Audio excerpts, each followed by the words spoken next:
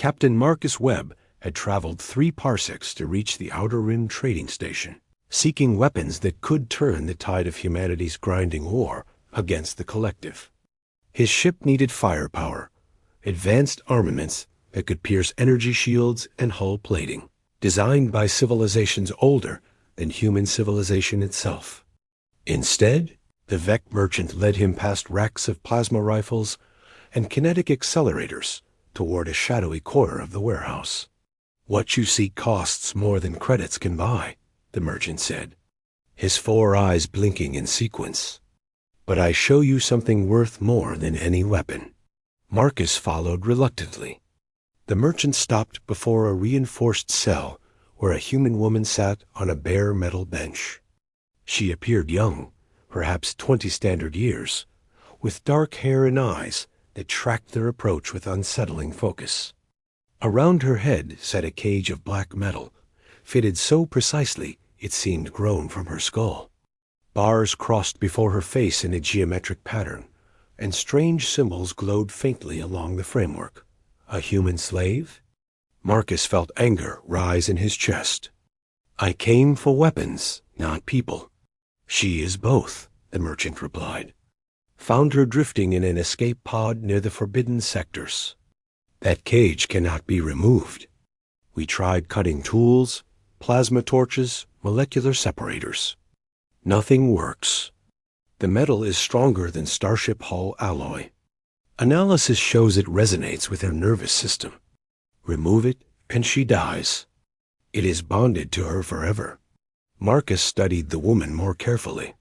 She sat perfectly still, hands resting on her knees, breathing measured and calm, despite being discussed like cargo.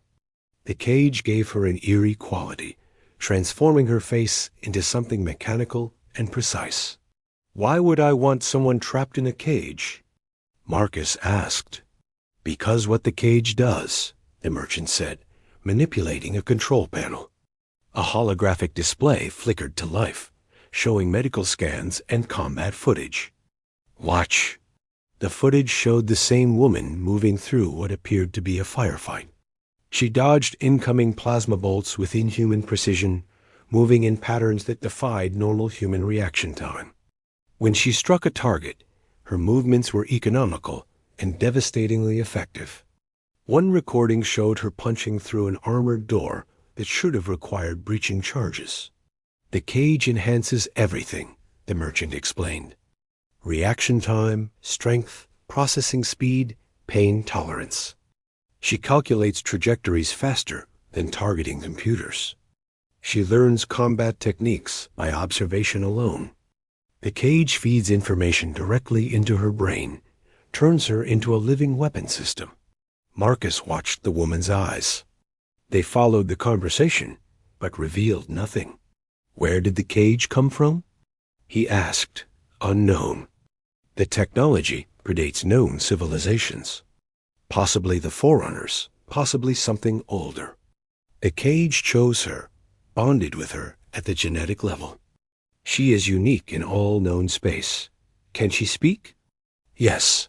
The cage does not prevent speech." Marcus approached the cell. "What's your name?" "Anna," she replied.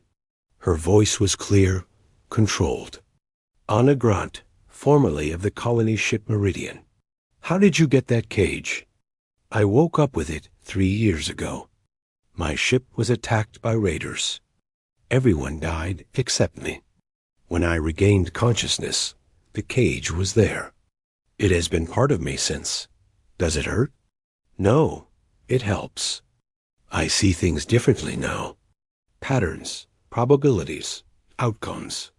The cage shows me how things work, how they can be broken, how they can be fixed." She paused. "I know why you're here, Captain Webb. Your ship is a Titan-class cruiser with damaged port thrusters and depleted ammunition reserves. You need firepower against the collective. You think buying weapons will save your crew." Marcus felt his stomach tighten. "How do you know that?" "I heard your footsteps. The wear pattern indicates military training and recent microgravity exposure. Your uniform shows signs of combat stress. Your breathing pattern suggests you carried something heavy recently, likely ammunition crates. The merchant would only bring you here if conventional weapons failed to interest you. Therefore, you need something unconventional. The merchant's translation device chirped with what Marcus assumed was satisfaction. You see? She is worth more than any missile launcher or particle beam. Marcus studied Anna Grant. Behind the cage bars, her eyes were intelligent and aware. Not broken, not mindless, but changed into something that existed between human and machine. If I buy you, Marcus said carefully, what happens? You gain a tactical advantage, Anna replied. The cage allows me to coordinate complex operations, predict enemy movements, optimize resource allocation.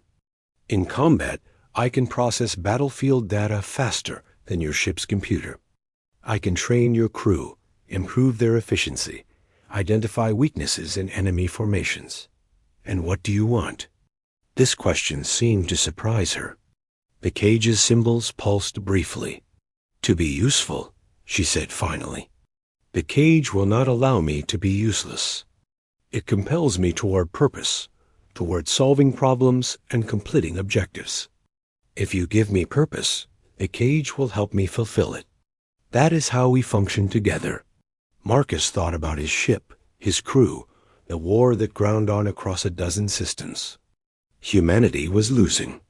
The collective had better technology, better coordination, better everything. His people needed advantages wherever they could find them. How much? He asked the merchant. The price was obscene, nearly equal to the value of his ship. But the merchant accepted payment in salvage rights and future considerations. Within an hour, Anna Grant stood on the deck of Marcus's ship, still wearing the cage that would never leave her skull. The crew reacted with mixtures of curiosity and unease. Some stared at the cage, others avoided looking at her entirely. Marcus assigned her quarters and wondered if he had made a terrible mistake. But Anna proved her value quickly. Within days, she had analyzed their tactical database and identified 3 critical flaws in their standard combat approach. She trained the gunnery crews, showing them how to lead targets with mathematical precision. She optimized their patrol routes, saving fuel and improving response time. When the collective attacked a convoy in the Helix sector, Anna coordinated the defense from the bridge. She processed sensor data, predicted enemy attack patterns, directed fire solutions with cold efficiency. The human fleet won decisively, suffering only minor damage. Marcus found Anna afterward in the observation deck, staring out at the stars through her cage. Good work today, he said. The cage calculated optimal outcomes, she replied. I simply implemented them. Is that all you are now? Calculations and implementations? Anna turned to face him. In the starlight, the cage cast geometric shadows across her features. I remember being afraid, she said quietly. Before the cage, I was afraid of dying, afraid of being useless, afraid of being alone. The cage took the fear away. It gave me clarity instead. I see the universe as systems and variables now. But underneath the calculations, I am still Anna Grant. I still want my people to survive. The cage helps me achieve that goal. Marcus studied her carefully. Does it bother you? Never being able to remove it? Would removing your skeleton bother you? The cage is part of my structure now. Without it, I would collapse. It is not a prison. It is foundation. Over the following months, Anna became indispensable. She turned the tide of battles, saved countless lives, helped humanity push back against the collective advance. Other captains requested her analysis. Admirals sought her strategic advice. The woman in the cage became a legend, a symbol of humanity's refusal to surrender. But Marcus noticed something others missed. Sometimes, late at night, Anna would trace her fingers along the cage's bars.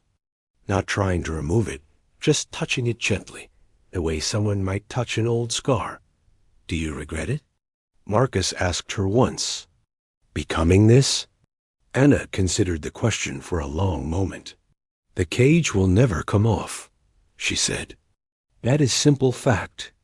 I will wear it until I die. But it gave me strength greater than steel, purpose clearer than any I knew before. I am more useful now than I ever was. Is that not enough? Is it? Marcus pressed out the symbols on the cage, pulsed softly in the dim light. Ask me again when the war is over, Anna said. When my purpose is complete. Then perhaps I will know. She returned to her calculations, the cage gleaming in the starlight, and Marcus left her alone. He had bought her seeking a weapon and found something far more complex. A woman transformed by alien technology into a living tool of war, forever changed, forever bound to her purpose, but still human enough to wonder what she had become, and still strong enough to carry on.